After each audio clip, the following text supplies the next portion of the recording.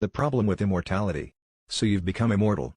Perhaps it was an accident involving a few rubber bands, a liquid lunch, and a particle accelerator. It doesn't really matter, it's done now. You now have to spend the rest of your life figuring out what to do with yourself. At first you do all the dangerous stuff, hang gliding, cave diving, crack cocaine, etc. You start stabbing yourself at the local bar as a trick to get free drinks.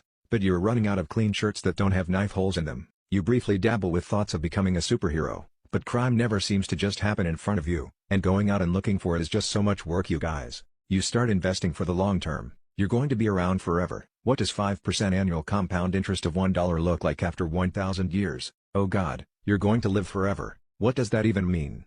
You've got some time to kill, so start a hobby that'll take decades or centuries to finish. Then start a new one.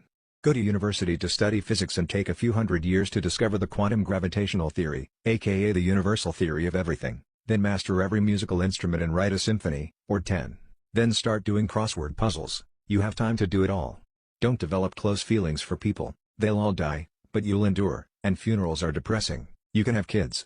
Lots of kids, but you'll start losing track of them. They only really keep in touch for a few decades, and then they'll have kids and those kids will have kids and eventually you'll lose track of it all. Family doesn't have much meaning anymore once you have a billion or so family members, but they all forgot that it was your birthday last Tuesday. Realize that you'll outlive all of your enemies. You can afford to ignore them and just wait. Why worry about anything, really? Climate change might make things uncomfortably hot, but you'll endure. The entire banking system may collapse trying to fund the interest on $1 deposited 1,000 years ago, but eventually it will recover and you'll be there when it does. If you want to, you can rule a country. After all, they can't kill the despotic dictator if the despotic dictator can die. They can lock you up, but eventually all jails crumble, all regimes change. You realize that even your country will fail at some point, and then you'll be right back where you started.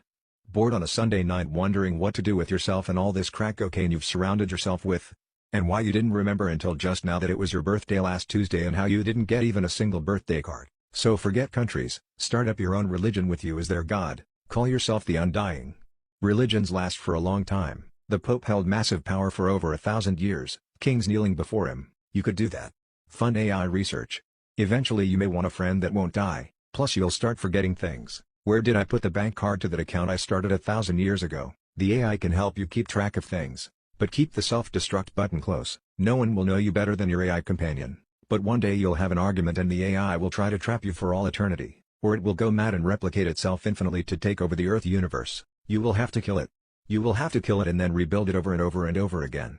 Remember always to build in a fatal flaw that you can exploit to bring it down. You are immortal. It is your only real competition over time. It is also your only real friend. They say that your chances of being trapped in a natural disaster are something like 0.1%.